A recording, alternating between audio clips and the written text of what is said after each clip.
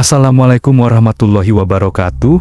Hai guys, jumpa lagi di channel Rahmatan Lil Alamin, channel yang memuat kisah islami dan pendidikan karakter. Kali ini kita akan menyajikan kisah lucu, konyol dan dungu, namun akalnya cerdik dari seorang Abu Nawas yang diangkat menjadi Menteri Keuangan, ditugasi raja untuk mengelola keuangan negara agar rakyat lebih sejahtera. Nah, sebelum dilanjut ceritanya, untuk kelangsungan channel ini, mohon untuk like, subscribe, dan komen, serta share. Bunyikan lonceng agar tidak ketinggalan notifikasi cerita berikutnya yang tidak kalah menariknya. Selamat menikmati. Abu Nawas diangkat jadi Menteri Keuangan. Raja mendadak jual karpet istana. Hari itu istana Baghdad gempar, bukan karena perang, bukan karena pajak naik, tapi karena Abu Nawas resmi diangkat menjadi Menteri Keuangan. Para menteri langsung pucat. Bendahara istana sampai salah hitung kancing bajunya.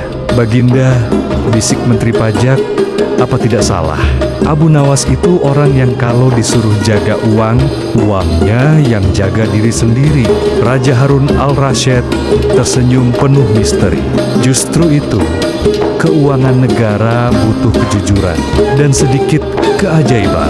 Hari pertama, audit versi Abu Nawas. Abu Nawas masuk kantor Kementerian Keuangan sambil membawa karung brownie berlubang. "Ini apa?" tanya pegawai bingung. "Anggaran negara," jawab Abu Nawas santai. "Kalau bocor, berarti selama ini memang bocor." Para pegawai langsung keringat dingin. Setiap koin yang jatuh dari karung langsung dipungut Abu Nawas sambil berkata, "Nah, ini ketahuan.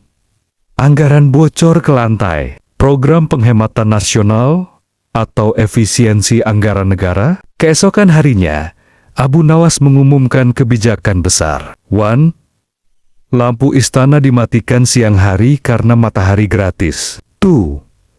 Jamuan kerajaan diganti bubur, karena bubur bisa dirasakan tapi tidak dihabiskan. 3. Karpet istana digulung semua. 4. Para menteri dilarang studi banding pakai uang negara, apalagi pelisiran ke geri lain. 5.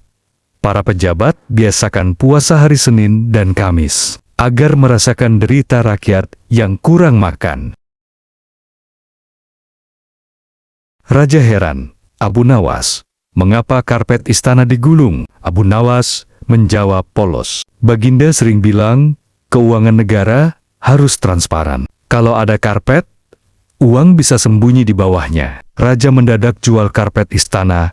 Tak berhenti sampai di situ. Abu Nawas datang membawa daftar panjang. "Baginda, karpet Persia ini mahal. Jika dijual, negara bisa surplus." Seketika Raja Harun al-Rasyid berdiri, berpikir keras, lalu berseru, "Baik, jual karpetnya." Para menteri terkejut. Istana yang biasanya megah, kini lantainya polos. Raja duduk di lantai sambil tertawa terbahak-bahak. "Aneh," kata raja, "tanpa karpet, punggungku pegal. Tapi keuangan negara terasa lebih empuk." Laporan keuangan paling jujur. Pada akhir bulan, Abu Nawas menyerahkan laporan keuangan setebal 1 halaman.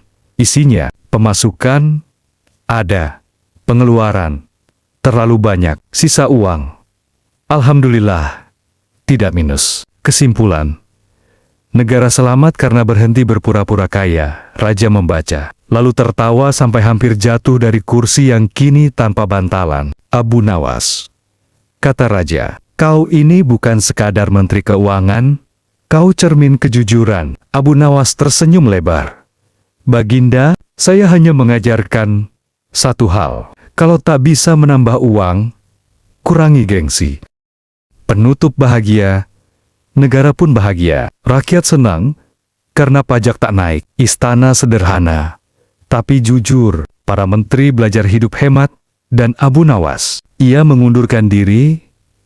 Keesokan harinya, "Kenapa pergi?" tanya raja. Abu Nawas menjawab, "Kalau saya lama-lama di sini, Baginda bisa menjual singgasana." Raja tertawa paling keras hari itu. Demikian kisah Abu Nawas yang Perjalanan karirnya di kerajaan penuh kekonyolan, namun bisa menyelesaikan masalah walau sesaat, dan raja senang dengan ide konyol Abu Nawas.